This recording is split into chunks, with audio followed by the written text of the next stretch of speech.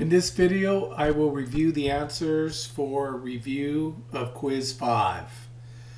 We begin with the problem that involves constructing a discrete probability distribution. To construct a distribution, we take the outcomes and list them in the upper row.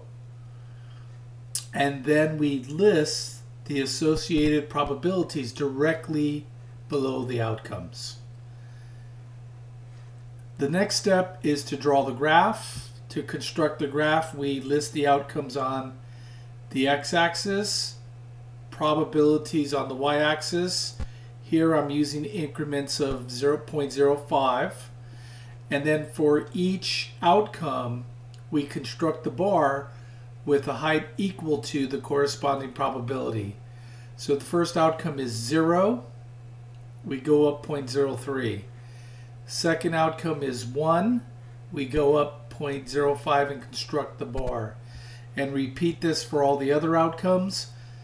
The bars do not have to touch. They can if you want to. It just depends on how you want to present the graph. So number 2, we're asked to find the mean, variance, and standard deviation for a discrete probability distribution.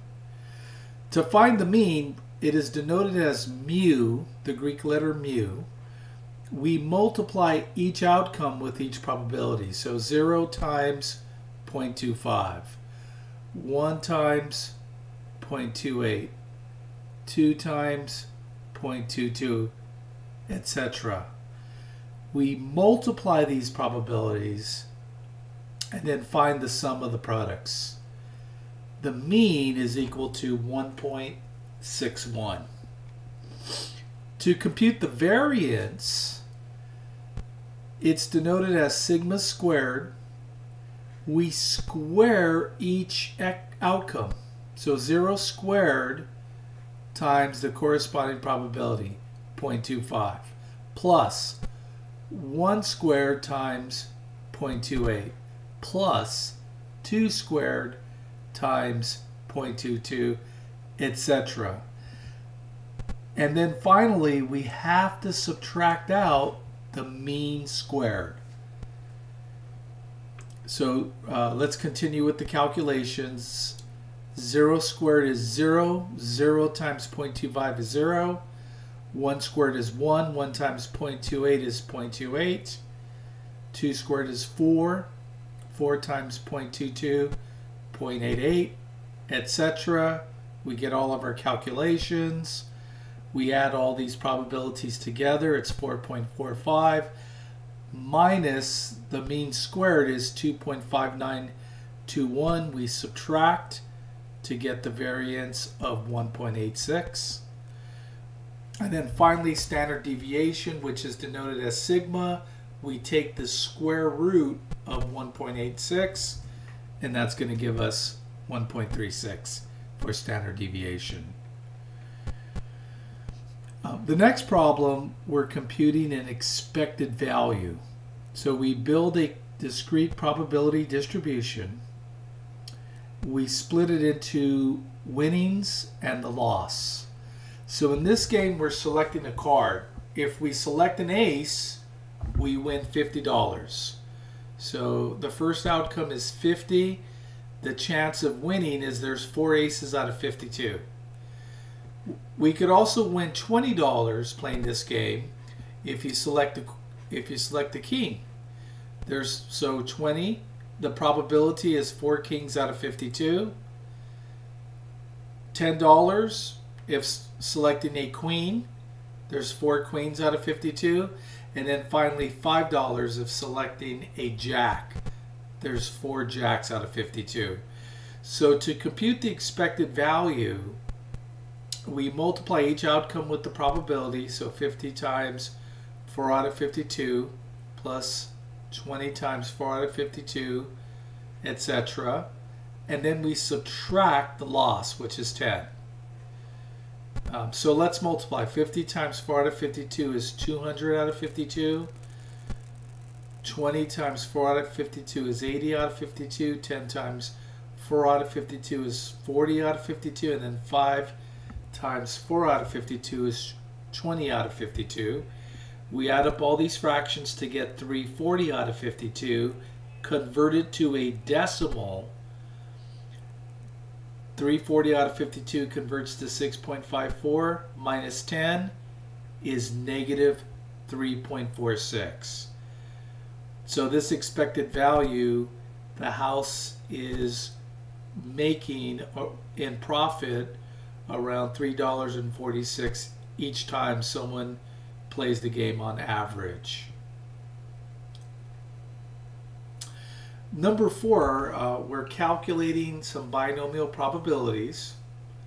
We're given a problem. It says 8 students are surveyed, so N is 8, and 33% of them indicated that they are business majors, so P is 0.33.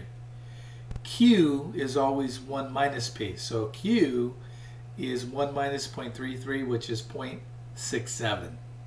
And we have to use the binomial distribution formula to perform computations. So the first computation is P of, we want exactly 5 business majors, so we calculate P of 5. Remember, N is 8, so we have 8C5 times the probability of being a business major, 0.33, we want 5 of them, times the probability of not being a business major, 0.67, and we take 8 minus 5, which is 3. Remember, the powers of your P and Q must always add up to 8. If one power increases, the other diminishes. Next, we calculate the probability. Let's go ahead and use a calculator to perform this computation. So we have 8C5. That's C stands for combination, so 8 PRB 5 times, we have 0.33, and we raise it to the 5th power, times 0.67 raised to the 3rd power. And we end up with 0.066. I'm rounding to 3 decimal places, so 0.066. For part B, it's saying at most 3 are business majors. So at most 3 means 3 or less. So we have to calculate the probability for 3, 2, 1, 0, and then add all those probabilities together. So the probability of 3, after plugging everything into our formula, is 0.272. Probability of 2 is 0.276. Probability of 1, 0.16. And the probability of 0 is 0.041. We add all the probabilities together, so add all 4 probabilities together to get an answer of 0.749. For C, it's saying at least 5 are business majors, so that means 5 or more. And we can't go past 8 because we're surveying 8 students. So we have to calculate probability of 5, 6, 7, and 8 using the binomial distribution probability formula. We already did the probability of 5 in part A. That's 0.066. And then we just repeat the calculations using our key values and the formula. So probability of 6 is 0.016, probability of 7, 0.002, and then the probability of 8 is so small, and if we round the 3 places, it's almost 0. Next, we add up all the probabilities together to get the answer. So the probability of at least 5 being business majors, 0.084. For number 5, we're using Table E to look up areas under the standard normal distribution. And for part A, it's saying z is greater than 2.33. This means we shade the area to the right of 2.33. To find this area, we first have to look up 2.33 in our table. So we have 2.30123. That's going to, and it always gives us the area to the left, 0.9901. We desire the area to the right, so using one of our rules we learned, it's 1 minus this area, 0.9901. The answer, 0.0099.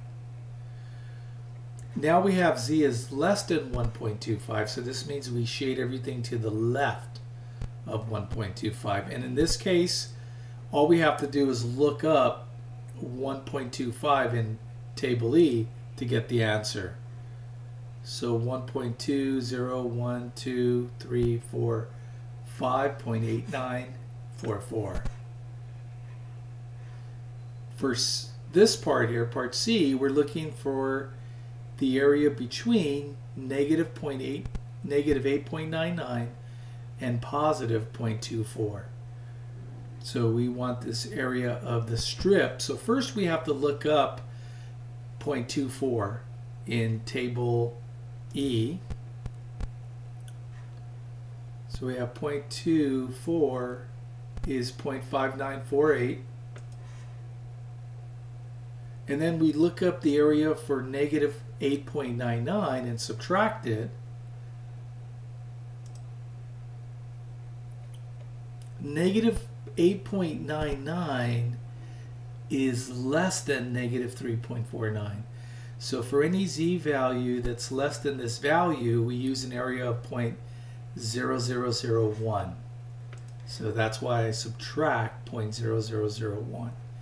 And the difference is 0.5947. Finally, we have a problem. We're given a right tail area of 0.0401. We have to find this unknown z value.